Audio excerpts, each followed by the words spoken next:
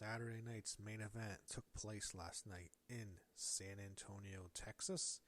This was the January 25th, 2025 edition of Saturday night's main event, the second show WWE has produced since bringing the show back, and I have to say right off the bat, this was an improvement from the first show last month. I thought this was a much better show, much easier to watch. And I thought it was also much easier to watch in some of the recent WWE programming, particularly last night's SmackDown. I enjoyed the show a lot more than that. So we started off how every WWE show starts, which is wrestlers arriving into the building and they show them coming in. And we got that, but we also got a legend. And I just thought to myself that this spot was originally going to go to someone else. Instead, they gave it to the $1 Million Man, Ted DiBiase. Came out holding his classic $1 Million championship belt. And, I mean, who was this originally going to be in that spot? I think it's pretty obvious.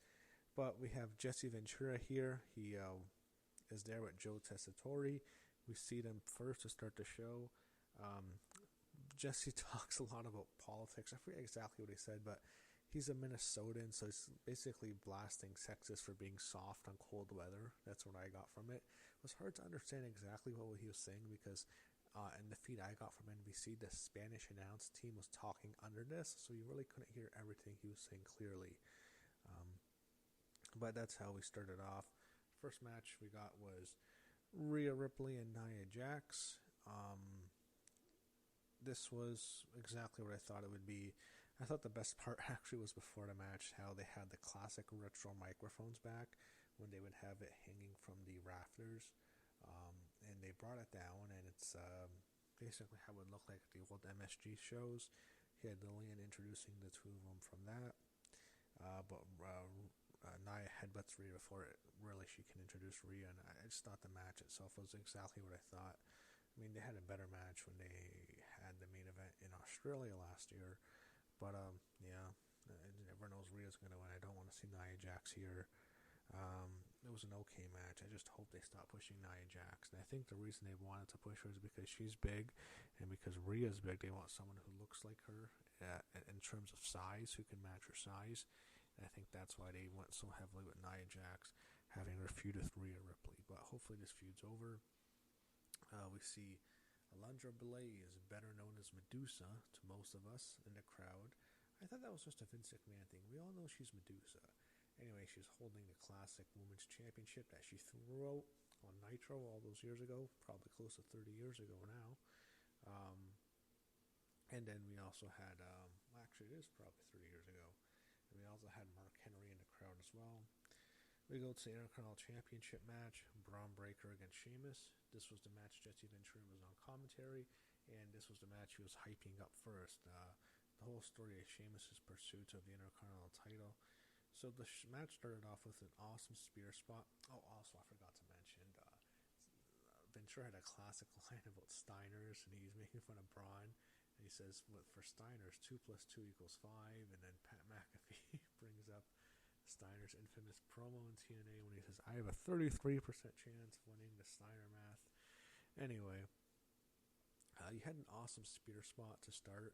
When they come back from commercial, they go back and forth. There was a part where it looked like Sheamus was going to win, where he catches Braun with the spear, and he hits him with a broad kick. That was a cool spot, but it just wasn't the time for Sheamus to win. He's going to win the title. They're building it up.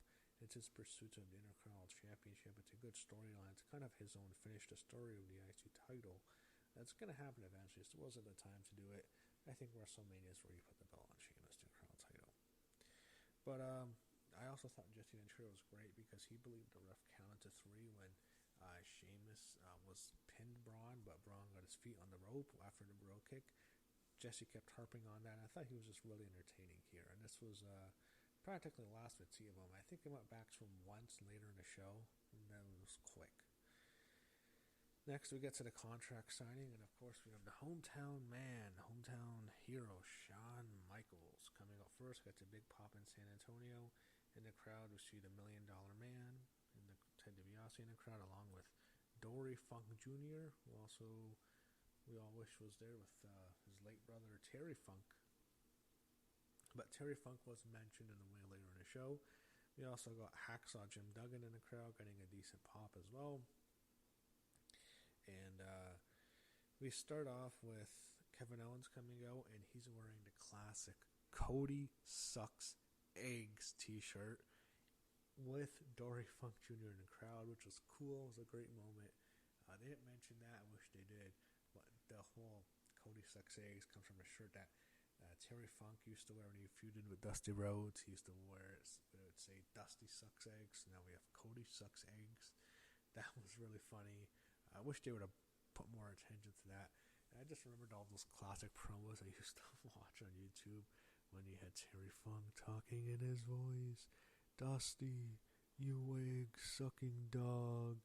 You no good egg-sucking dog, Dusty. Yeah, it's Terry Funk's voice. Sorry, that was right. I'm reminiscing about good parts, good moments in the history of wrestling. But I love that moment. I just wish they would have talked about it on concert. Can Michael Cole or Pat McAfee even acknowledge? Is it that fucking hard, guys? Hey, we have Dory Funk Jr. in the crowd. Mention Terry Funk, the whole Cody Sucks Eggs.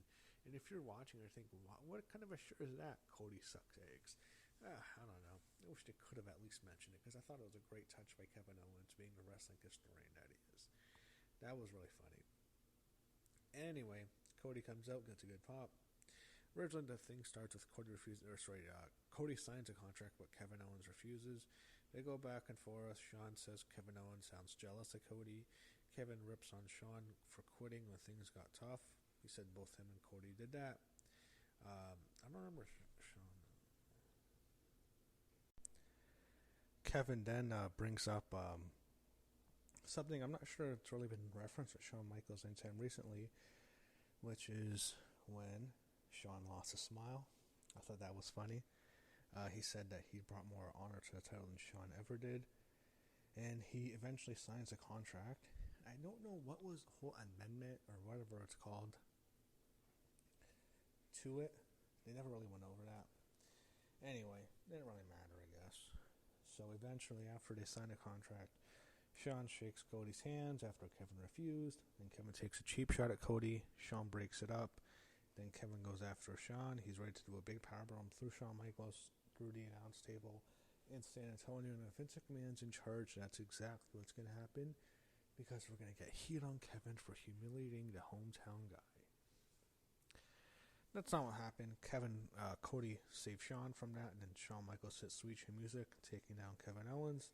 Shawn Michaels stands tall in his hometown of San Antonio to make the fans happy. Next, we went to Jacob Fatu and Braun Strowman, and what I thought was my first reaction watching parts of the match was when Braun Strowman wanted to do that big train spot where he runs around the ring and does a shoulder block. It was so sad and pathetic, because Strowman can't run anymore. He can't even jog. He's jogging. His knees are shot. He's done. He's washed. I used to love Braun Strowman. Go back and watch old LRMania video clips from 2017, 2018. I was a huge Strowman fan. When he feuded with Roman Reigns, I was the biggest Strowman fan. I thought he was awesome. He was one of my favorite wrestlers to watch. And there was a moment where he was my favorite. I used to love Strowman. It's sad. I hate watching this. I don't like watching guys this way. It's too bad. The man's knees are shot. He can't even walk. He looks like the Great Khali. That's what it reminded me of. That's such a bad thing to say about any wrestler. It's the worst insult. But he reminded me of Khali. Khali couldn't move anymore. He couldn't move when he started at first, I don't know. But at the end, it was so bad. The guy could barely stand in the ring. This is Strowman. He's done. He's washed. It's over. And what happened after was basically the end of Braun Strowman. So Jacob Fatu eventually gets Strowman on the bottom rope, and where Strowman's on, he's basically laying against a turnbuckle, and he just keeps hitting Strowman with hip attacks. They hit him like 8 hip attacks in a row, and one of the times the ref tried to get in front of him. Fatu threw the ref down, and Fatu gets disqualified, so technically it counts as a win for Braun Strowman. He just murdered Strowman. He just hit him with a million hip attacks. Strowman eventually starts bleeding from the mouth. They had blood, which was surprising, and there's blood everywhere. He's destroyed. There's all the security. He's beating up the security. He hits one of the security guards in the head with a chair. And I thought, man, this guy's coming off like someone who's fucking reckless. Yeah, Tama Tonga tries to calm down, nothing works. Then he hits a moonsault to Braun Strowman, his version of a moonsault, which is basically Tiffany Stratton's same version. And then comes back, hits a second one, leaves the ring. It's over. Strowman's a bloody mess. And then Fatu comes in and hits a third one. Absolutely destroys Braun Strowman. It looked like the end of his career. Strowman is done. That's what it looked like here. I think he should be done. Huge fan of the guy 8 years ago. I look at the old LRMania videos. You know, look back. Biggest advocate for Braun Strowman. One of my favorites. Man's done. It's over. His knees are shot. It sucks how it ended. Hey, it's too bad. Wish it would have been different. But Fatu clearly is going to get a big push. The way I thought, maybe Jacob Fatu and Roman Reigns at WrestleMania. Probably not. It's probably going to be Roman Reigns and CM Punk. But I thought Fatu and Reigns, the way they made Fatu look, he's being built up for something. It could be Roman Reigns and Jacob Fatu. That could be their match at WrestleMania, the way they built him up here. So then we go to Arn Anderson, Tully Blanchard, and Crowd.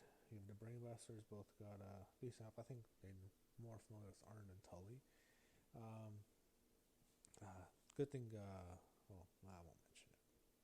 Anyway, they do a quick tribute to Mean Gene Okerlund, which was cool. I'm really happy they mentioned him. Then they show Jesse Ventura, and he's talking about how vicious Jacob Fatu is to really put him over. And I thought Jesse did great, making him look like just a fucking savage, just a killer, a barbarian. Eventually, we got to the main event, World Heavyweight Championship, Gunther and Jey Uso. I was thinking maybe Jey's going to win because Goldberg's going to come in, spear Gunther, and Jey's going to hit the big splash and win the title, similar to Eddie Guerrero against Brock Lesnar when Goldberg interfered in that match at No Way Out 2004. I thought, we're going to get something similar to that. Nope, that was out of the window. It became obvious Goldberg's not coming in here. He's not going to interfere in this match. He might be on Raw on Monday, but nah. Gunther just won. I thought to myself, what's next for Jey? I mean, he's done now. He's lost 3 times to Gunther, I believe, now. I don't want to see him wrestle Gunther ever again. He's lost to Gunther. Gunther just beat Jey.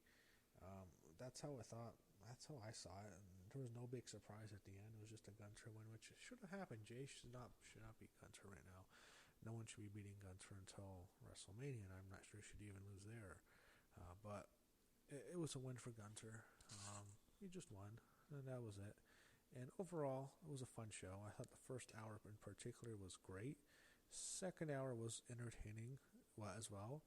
But overall, I thought it was an easy show to watch. And I thought overall, as compared to the first show, it was a much better show. It was a much improvement for the first Saturday night's main event. And it did a good job of building up to the Royal Rumble. So, there's that. Overall, I personally enjoyed it. I thought it was a fun show to watch.